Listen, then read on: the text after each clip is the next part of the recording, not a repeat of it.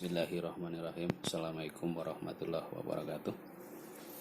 Selamat pagi semua anak-anakku. Semoga hari ini kita dalam keadaan sehat semua aja. Amin. Anak-anakku yang berbahagia, pada pertemuan pada pagi ini kita akan membahas tentang pertumbuhan dan perkembangan,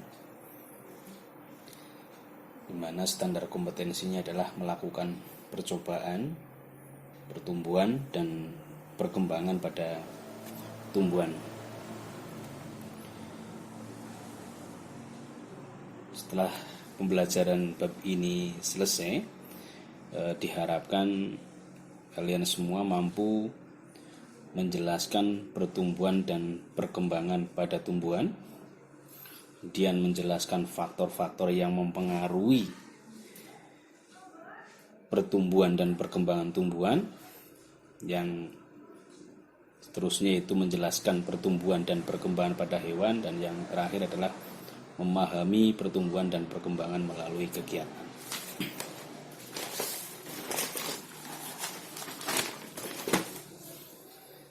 Salah satu ciri daripada makhluk hidup adalah tumbuh dan berkembang.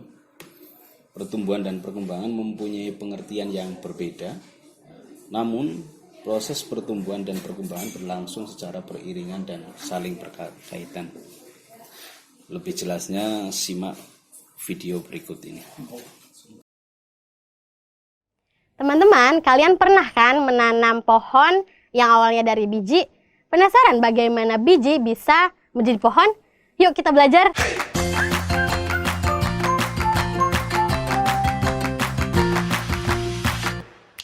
Hai teman-teman, ketemu lagi dengan Kak Iis. Kali ini kita akan belajar tentang pertumbuhan dan perkembangan pada tumbuhan. Nah, sebelum kita belajar lebih lanjut, kakak mau ingatkan dulu tentang konsep pertumbuhan dan perkembangan itu sendiri. Nah, pasti kalian sudah ingat kan pertumbuhan itu apa coba?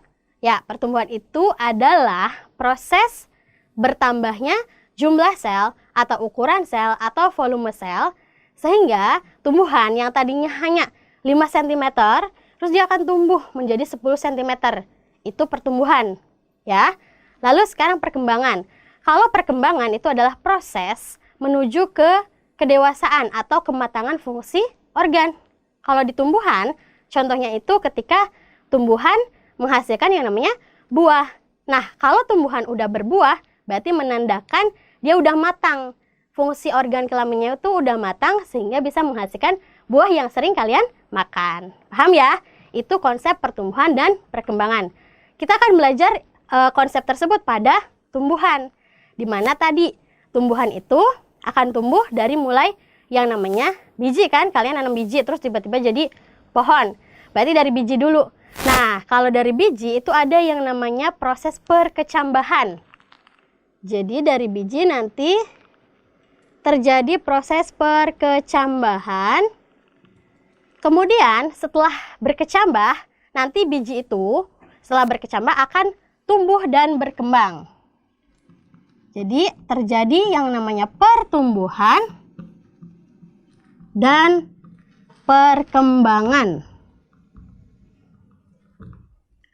Tuh. Nah, sekarang kita akan bahas dulu apa itu perkecambahan. Nah, apa itu Kak perkecambahan? Jadi kalau perkecambahan adalah berakhirnya masa dormansi biji. Masa dormansi biji. Ingat ya, berakhirnya masa dormansi biji. Apa itu masa dormansi? Jadi masa dormansi itu adalah masa inaktif dari biji itu sendiri. Jadi biji yang kalian tanam sebelum kalian kasih air itu dalam keadaan inaktif atau dalam keadaan dorman atau dormansi. Oke, jadi di proses perkecambahan ini ada biji nih. Oke, ini biji. Kemudian si biji ini akan melalui proses yang namanya imbibisi. Ini biji Lalu biji itu kan ketika kalian tanam di tanah, kalian kasih air. Oke, di sini ada air. Tetesan-tetesan air. Nah, ketika air masuk ke dalam biji, itulah yang disebut dengan proses imbibisi. Imbibisi. Jadi imbibisi itu adalah masuknya air ke dalam biji. Paham ya? Oke, setelah terjadinya imbibisi, air udah masuk nih. Terus air itu akan membuat, ini masih biji lagi, hormon giberelin yang ada di dalam biji. Ditulis giberelin ya, giberelin itu aktif. Giberelin itu apa, Kak? Jadi giberelin itu adalah hormon pada tumbuhan yang berperan dalam proses perkecambahan. Jadi dengan adanya air yang masuk ini akan mengaktifkan hormon giberelin. Lalu setelah giberelin itu aktif, giberelin juga akan mengaktifkan enzim-enzim hidrolisis seperti protease, kemudian lipase, serta amilase. Nah, semuanya jadi aktif dengan adanya hormon giberelin. Lalu setelah aktif nanti gimana? Setelah aktif nanti si enzim-enzim tersebut akan memecah cadangan makanan yang ada pada biji. Di sini cadangan makanan dipecah. Cadangan makanan dipecah. Kemudian setelah cadangan makanan itu dipecah, otomatis akan membentuk yang namanya energi kan. Nah, energi inilah yang akan membuat biji menjadi berkecambah. Yang tadinya cuma bulat doang nih, nanti akan berkecambah seperti ini. Gitu. Nah, ingat ya, proses perkecambahan dimulai dari biji yang dorman, kemudian air masuk secara imbibisi, lalu air akan mengaktifkan hormon giberelin. Hormon giberelin akan mengaktifkan enzim-enzim hidrolisis yang nanti akan memecah cadangan makanan menjadi energi sehingga biji itu bisa berkecambah. Mudah kan? Oke, kalau mudah lanjut ya. Nah, berdasarkan tipe perkecambahannya, biji itu dibagi menjadi 2. Tipe perkecambahan.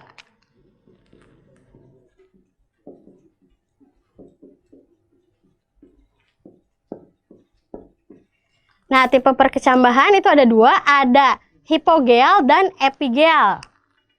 Ada hipogeal dan epigeal. Oke, kalau hipogeal itu adalah si kotiledonnya itu, keping bijinya ini. Kalian ketika coba kalian pegang biji kedelai, lalu kalian belah, itu ada 2 keping, berarti itu namanya keping biji, ya. Nah, si kotiledonnya itu di hipogeal itu akan tetap tinggal di dalam tanah. Contohnya pada biji jagung, padi, dan kacang kapri. Jadi kalau digambarin seperti ini, ada biji, ini kotiledonnya. Kotiledon, lalu si kotiledonnya ini akan tetap tinggal di dalam tanah. Meskipun biji itu sudah berkecambah. Itu hipogeal, ya. Tetap kotiledonnya itu tetap tinggal di dalam tanah. Kalau epigeal berarti kebalikannya. Si kotiledonnya itu berada di atas tanah. Contohnya pada tanaman kacang tanah, kacang hijau, kacang kedelai. Jadi ini kotiledonnya, kemudian nanti akan terbentuk calon akar seperti ini, dan si akar itu akan membuat kotiledonnya naik, terangkat ke atas seperti ini. Lalu tumbuh calon daun. Itu epigeal. Bisa bedain ya. Kalau hipogeal itu kotiledonnya di dalam tanah, kalau epigeal kotiledon kebalik. Iya benar, hipogeal itu kotiledonnya di dalam tanah. Kalau epigeal kotiledonnya di atas tanah, yang ini. Ini kotiledon. Paham ya tentang perkecambahan dan tipe perkecambahan. Sekarang setelah berkecambah tadi, biji itu akan mengalami yang namanya pertumbuhan. Di sini ada pertumbuhan. Nah, perlu kalian tahu bahwa pertumbuhan pada tumbuhan itu dibagi jadi dua. Ada pertumbuhan primer. Yang pertama ada pertumbuhan primer. Kemudian ada pertumbuhan sekunder. Nah, lalu bedanya apa, Kak? Jadi kalau pertumbuhan primer itu adalah pertumbuhan yang menyebabkan tumbuhan itu menjadi tambah tinggi atau tambah panjang. Jadi akar dan batangnya menjadi bertambah panjang atau tinggi. Itu pertumbuhan primer. Ya. Nah, kalau pertumbuhan primer itu disebabkan, tadi apa pertumbuhan primer? Akar batang bertambah panjang. Nah, kemudian pertumbuhan primer ini disebabkan oleh aktivitas yang namanya aktivitas meristem apikal. Meristem apikal. Apa sih, Kak, meristem apikal itu? Jadi meristem apikal itu adalah jaringan meristem yang selalu membelah dan letaknya di ujung akar dan ujung batang. Sehingga kalau misalkan meristem apikal itu di ujung-ujung, berarti pertumbuhan primer terjadinya di ujung. Bener banget, contohnya di ujung akar. Gambarnya seperti ini. Ya, coba lihat. Coba perhatikan gambar ini. Jadi di situ ada ujung akar. Nah, di ujung akar itu terdapat yang namanya zona pembelahan yang paling bawah atau zona meristematis. Di situ terjadi yang namanya pembelahan sel. Jadi sel-sel yang ada di daerah itu selalu membelah. Yang tadinya 1 sel, 2 sel, 4 sel, 8 sel, dan seterusnya. Membelah. Setelah dari zona pembelahan, kita lihat atasnya. Di atasnya itu ada yang namanya zona pemanjangan atau elongasi. Ya. Jadi sel-sel yang sudah membelah tadi itu akan menyebabkan si akarnya itu bertambah panjang. Ada daerah pemanjangan di situ. Nah, kemudian kalau di atasnya itu ada zona diferensiasi, di mana sel-sel yang hanya tadinya membelah saja, yang hanya tadinya manjang saja, itu sudah jelas nasibnya mau jadi apa. Sel-sel tersebut ada yang menjadi epidermis, ada yang menjadi jaringan korteks dan sebagainya, jaringan yang menyusun tumbuhan. Jadi sudah kalau yang di bawah cuma membelah, ingat ya, yang di bawah cuma membelah, kemudian hasil pembelahan itu akan mengakibatkan pemanjangan pada zona elongasi, kemudian adanya juga terjadi diferensiasi sel menjadi jaringan yang baru, seperti itu.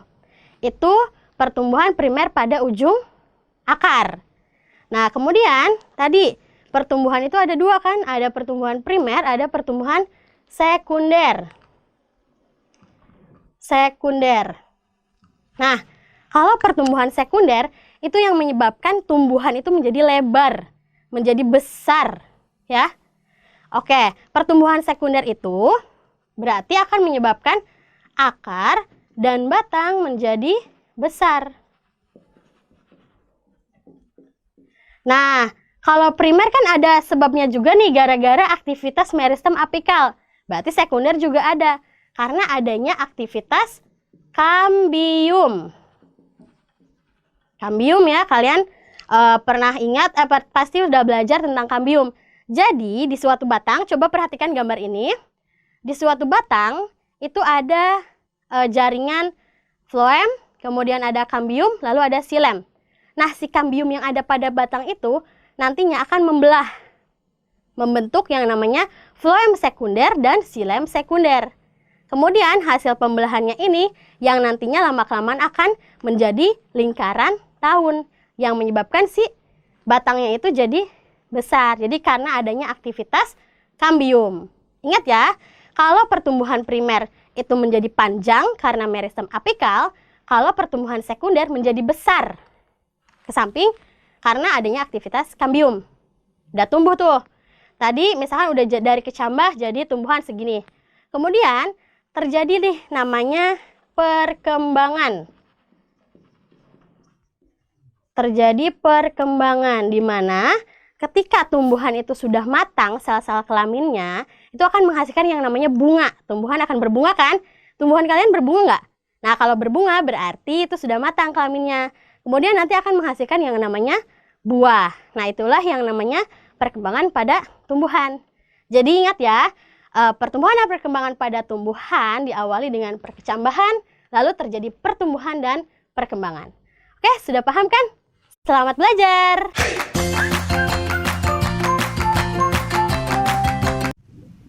Bagaimana anak-anakku semua setelah melihat tayangan video mengenai pertumbuhan dan perkembangan tadi? Sudah jelas kah? Sudah ya, oke ya. Jadi kita simpulkan bersama ya berkaitan dengan pertumbuhan dan perkembangan yang kita pelajari pada pertemuan hari ini. Nanti sekilas pengertian daripada pertumbuhan sendiri, yaitu bertambahnya ya tinggi batang ya, atau peristiwa bertambahnya ukuran seperti tinggi batang, kemudian volume, massa, itulah pada makhluk hidup itulah yang dinamakan pertumbuhan. Contohnya apa? Ya contohnya adalah bertambahnya tinggi batang dan jumlah daun misalkan.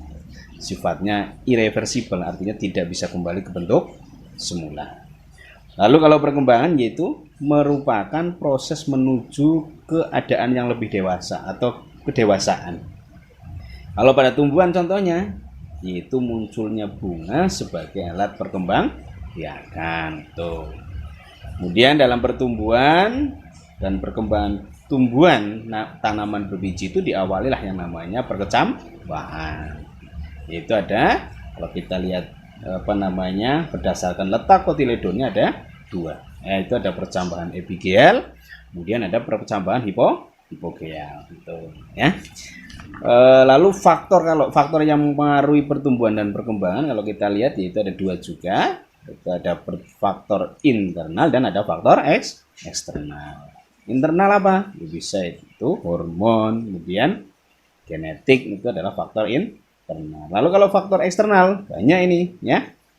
Faktor eksternal itu contohnya ya, misalkan air, kemudian apalagi suhu, betul, kemudian cahaya, kemudian kelembapan, betul sekali. Jadi Anda betul-betul menyimak video yang tadi saya putar ya. Oke. Sebagai tugas di rumah ya, silakan kalian lakukan percobaan mengenai pertumbuhan dan perkembangan tumbuhan. Ya, nanti sifatnya ini kerja kelompok gitu. Kalian bisa satu kelompok terdiri dari 4 siswa. Silakan sesuai yang kelompok yang sudah dibentuk kemarin ya. Kalian praktekkan yaitu menggunakan alat-alatnya, yaitu satu, kalian menggunakan kapas, kemudian air, kemudian penggaris, kemudian cawan petri ya, ukuran besar sebagai tempat untuk menanam. Kemudian bahannya dari apa, Pak? Ya, ini bisa menggunakan kedelai boleh, ya. Kacang hijau juga bisa, dan kacang merah juga bisa. Nanti tekniknya kalian rendam dulu kacang hijau atau kacang merah atau kedelainya minimal 7 jam lah ya. Kalau 1 kali 24 jam bagaimana, Pak? Enggak apa-apa, itu enggak apa-apa ya, malah lebih bagus.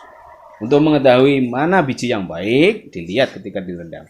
Kalau direndam itu bijinya terapung, berarti itu biasanya sudah pada kropos, Mas Mbak. Ya, jadi tidak layak untuk digunakan di perkecambahan gitu ya, atau perkecambahannya kurang bagus. Itu saja Mas Mbak. Nanti kalau masih bingung bisa ditanyakan lewat WA grup ya, ini nanti petunjuk praktikum saya share di grup ya, jadi bisa ditanyakan, silakan kalau ada yang belum paham seperti itu ya. Barangkali itu yang bisa saya sampaikan pada pertemuan hari ini. Pesan dari kami, selalu jaga kesehatan Anda semua ya, orang tua Anda, saudara Anda, dan orang-orang terdekat Anda ya. Mudah-mudahan kita selalu dalam keadaan yang sehat. Itu barangkali itu Mas Mbak. Terima kasih. Saya akhiri pertemuan pada hari ini. Sekian. Assalamualaikum warahmatullahi wabarakatuh.